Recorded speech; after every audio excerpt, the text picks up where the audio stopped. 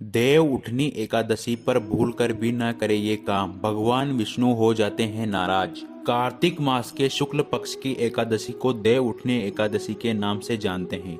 शास्त्रों के अनुसार इस एकादशी के साथ ही चतुर्मास की समाप्ति हो जाती है। इसके साथ ही भगवान विष्णु भी योग निद्रा से जाग जाते हैं। लेकिन शास्त्रों में इस दिन के संदर्भ में कुछ विशेष नियम बताए गए हैं जिनका पालन करना व्यक्ति के लिए आवश्यक है। ऐसा न करने से व्यक्ति को पाप के समान फल प्राप्त होता है, ऐसी मान्यता है। आइए जानते हैं देव उठनी एकादशी पर किन कार्यों से बचना चाहिए और क्या करना चाहिए। नंबर 1, इसके साथ एकादशी तिथि के दिन तामसिक व चावल खाने से बचना चाहिए। शास्त्रों में बताया गया है कि देव उठनी एकादशी के दिन चावल या उससे बनी चीजों का सेवन नहीं करना चाहिए। ऐसा कहा जाता है कि जो व्यक्ति इस दिन चावल का सेवन करता है वह अगले जन्म में रेंगने वाला प्राणी बनता है। इसके अलावा इस दिन मांस, प्याज, लहसुन आदि नहीं खाना चाहिए। साथ ही इस दिन इस बात का ख्याल भी रखें कि इस दिन किसी भी तरह का कोई नशा आदि न करें। साथ ही इस दिन मदिरा, मांस का सेवन निषेध है। इस दिन हर समय भगवान नाम का स्मरण करना चाहिए। नंबर 2, सनातन धर्म में दान को बहुत ही महत्वपूर्ण बताया गया है। इसीलिए देव उठनी 11 के दिन किसी जरूरतमंद को अन्न या धन का दान जरूर करें। साथ ही जिन लोगों को विवाह में से संबंधित बाधाओं का सामना करना पड़ रहा है उन्हें इस दिन केसर, केला या हल्दी का दान जरूर करना चाहिए। नंबर 3, देव उठनी एकादशी पर भगवान विष्णु पुनः सृष्टि का कार्यभार संभालते हैं।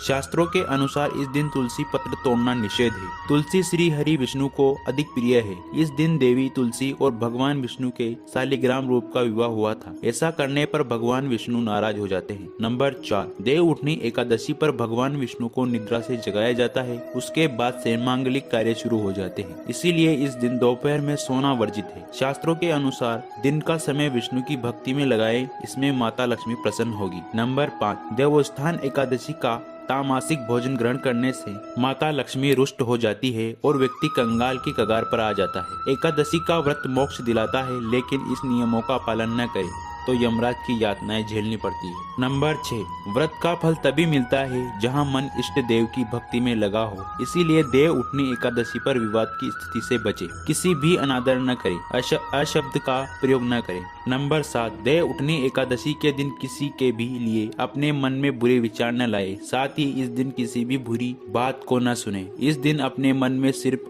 और सिर्फ भगवान के प्रति आस्था और भक्ति का भाव रखें, तब जाकर आपकी पूजा सार्थक होगी। नंबर 8, निर्जला या पानी पीकर रखे व्रत। देव उत्थान एकादशी व्रत के दौरान निर्जला या सिर्फ पानी पीकर ही व्रत रखना चाहिए। अगर आप बीमार, उम्र दराज, गर्भवती महिला इस व्रत के दौरान फलाहार भी कर सकती है। इस दिन भगवान विष्णु की उपासना की जानी चाहिए। नंबर 9, ब्रह्मचर्य व्रत का पालन करें। देव उठनी एकादशी के दिन व्यक्ति को ब्रह्मचर्य व्रत का पालन करना चाहिए। जमीन पर चटाई बिछाकर सोना चाहिए। नंबर 10, दूसरे के घर पर न करे भोजन। देव उठनी एकादशी के दिन किसी भी दूसरे के घर का भोजन नहीं करना चाहिए, यहाँ तक कि दूसरे के घर का पानी भी नहीं पीना चाहिए। एकादशी के दिन भगवान नारायण को पान अर्पित किया जाता है। ऐसे में व्यक्ति को पान नहीं खाना चाहिए। इसके अलावा एकादशी तिथि पर जौ, मसूर की दाल, बैंगन और सेमफली को खाना भी वर्जित माना जाता है। नंबर 11, इस दिन न काटे नाखून और बाल। देव उठनी एकादशी के दिन बाल, दाढ़ी या नाखून आदि कटाने से परहेज करना चाहिए। नंबर 12, एकादशी के दिन झाड़ू न लगाए। दशमी के दिन ही सूर्यास्त से पहले घर में झाड़ू लगा ले। एकादशी के दिन झाड़ू लगाने से परहेज करे, क्योंकि झाड़ू लगाते समय भूलवश कई सूक्ष्म जीव मर जाते हैं।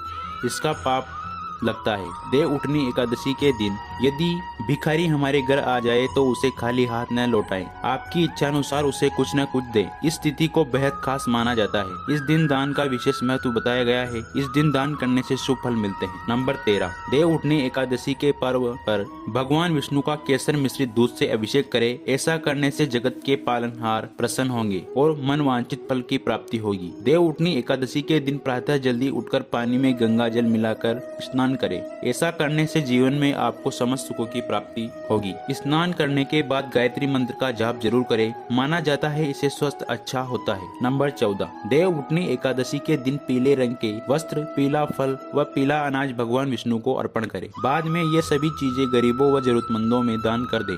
मान्यता है कि ऐसा करने से भगवान विष्णु की कृपा आप पर बनी रहेगी। धन वृद्धि के लिए देव उठनी एकादशी के दिन विष्णु भगवान मंदिर में सफेद मिठाई या खीर का भोग लगाएं। ध्यान रहे भोग में तुलसी के पत्ते जरूर डालें। इससे भगवान विष्णु जल्दी ही प्रसन्न होते हैं और धन की तिजोरी भरने लगती है। नंबर 15, कहा जाता है कि पीपल में भगवान विष्णु का वास होता है। ऐसे में देव उठनी एकादशी के दिन पीपल के पेड़ पर जल चढ़ाएं। शाम को पेड़ के नीचे दीपक लगाएं। इस उपाय को करने से कर्ज से मुक्ति मिलती है। नंबर 16, देव उठनी एकादशी पर भगवान विष्णु को नींद से जगाने के लिए शंखनाद और घंटा जरूर बजाना चाहिए। जो साल भर एकादशी पर व्रत नहीं करते इस दिन व्रत रखें। मान्यता है इससे सभी एकादशी व्रत का फल प्राप्त होता है। माँ लक्ष्मी की कृपा पाने के लिए विष्णु जी को पीली चीजों का भोग लगाएं। नंबर 17, देव उठनी एकादशी के दिन हल्दी, केला और केसर का दान करना शुभ माना जाता है। इससे विवाह की अड़चनें दूर होती है, साथ ही मान सम्मान में वृद्धि होती है। नंबर 18, कार्तिक माह की देव उठनी एकादशी पर गंगा स्नान करने से मोक्ष की प्राप्ति होती है। संध्या काल में शालिग्राम तुलसी को हल्दी का लेपन कर विवाह कराएं। तुलसी को लाल चुनरी जरूर उड़ाएं। नंबर 19, तुलसी विवाह के बाद तुलसी मंगलाष्ट का पाठ जरूर करना चाहिए। इससे वैवाहिक जीवन में खुशहाली आती है और पति पत्नी के बीच प्रेम का भाव जागृत होता है। शाम की पूजा के बाद पीला कपड़ा तुलसी में बांध कर रखें। कहते हैं इससे कारोबार में बढ़ोतरी होती है। नंबर 20, अगर आपके नजदीक भगवान विष्णु का मंदिर न हो तो आप भगवान विष्णु के अवतार भगवान श्री कृष्ण की मूर्ति की भी पूजा करके देव उठनी एकादशी का पुण्य फल प्राप्त कर सकते हैं। ईश्वर की साधना अपराधना से मंत्र जाप का विशेष महत्व है। ऐसे में आज देवस्थान एकादशी के दिन भगवान विष्णु की कृपा पाने के लिए ओम नमो भगवते वासुदेवाय नमः मंत्र का जाप जरूर करें। यदि संभावना हो तो इस मंत्र का जाप तुलसी या पीले चंदन की माला से करें। नंबर 21, धार्मिक और पौराणिक मान्यताओं के लिए अनुसार पीपल के पेड़ में भगवान विष्णु का वास होता है। ऐसे में देव उठनी एकादशी के दिन पीपल के पेड़ में जल जरूर अर्पित करें। मनोकामना की पूर्ति के लिए इस दिन दूध मिला हुआ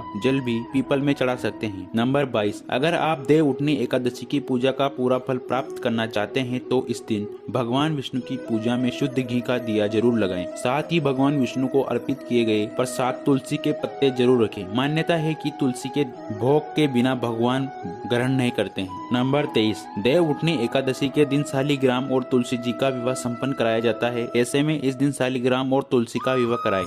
अगर ऐसा न कर सके तो सामान्य रूप से पूजा करें। शाम के समय सूर्यास्त के बाद तुलसी के पास घी का दीपक जलाएं और तुलसी नामक अष्टक का पाठ करें। तुलसी नामाष्टक स्तोत्र में तुलसी जी के 8 नाम हैं। मान्यता अनुसार देव उठनी एकादशी के दिन तुलसी नामाष्टक का पाठ करने से घर में सुख समृद्धि और शांति आती है। नंबर 24, इस दिन तुलसी के पास रंगोली बनाकर वहां दीपक जलाएं। इसके बाद तुलसी मंत्र या विष्णु भगवान में मंत्र जाप करें। आप यदि ओम नमो भगवते वासुदेवाय मंत्र का जाप भी 108 बार करते हैं तो आपके सभी कष्टों से मुक्ति मिलेगी। नंबर 25, देव उठनी एकादशी पर गायत्री मंत्र का जाप करने से स्वास्थ्य लाभ मिलता है। यदि धन प्राप्ति की इच्छा हो तो भगवान विष्णु को दूध में केसर मिलाकर उससे भगवान का स्नान कराइए। इससे घर में धन का आगमन स्वयं होने लगेगा। नंबर 26, जिस लोगों में संतान नहीं है वे इस दिन नारायण के सामने घी का दीपक जलाकर संतान गोपाल का 108 बार पाठ करें तो उनके घर में जल्द ही बच्चे की किलकारियां सुनने को मिलेगी। नंबर 27, एकादशी के दिन पीले रंग के कपड़े, पीले फल या पीले अनाज विष्णु जी को अर्पित करें। इसके बाद भी ये सभी वस्तुएं गरीबों व जरूरतमंदों में दान कर दें। ऐसा करने से भगवान विष्णु की कृपा आप पर बनी रहेगी। नंबर 28, देव उठनी एकादशी के दिन पीपल के पेड़ की पूजा करने से सारे कष्ट दूर हो जाते हैं। यदि पीपल के वृक्ष के पास दीपक जलाएं और पीपल के वृक्ष में जल अर्पित करें तो कर्ज से भी जल्दी मुक्ति मिल जाएगी। नंबर 29, एकादशी के दिन 7 कन्याओं को घर बुलाकर भोजन कराना चाहिए। भोजन में खीर अवश्य शामिल करें। इससे कुछ भी समय में आपकी समस्त मनोकामनाएं पूरी अवश्य होगी। नंबर 30, अविवाहित कन्याएं शीघ्र विवाह के लिए या मनचाहे पति के लिए माँ तुलसी को श्रृंगार का सामान भेंट कर सकती है। प्रिय दोस्तों, आज के इस वीडियो में बस इतना सा। हमारे द्वारा दी गई शास्त्रों के अनुसार जानकारियाँ आपको अच्छी लगी हो तो वीडियो को लाइक कर एवं चैनल को सब्सक्राइब करें और कमेंट बॉक्स में ओम भगवते वासुदेवाय नमः मंत्र का जरूर लिखें।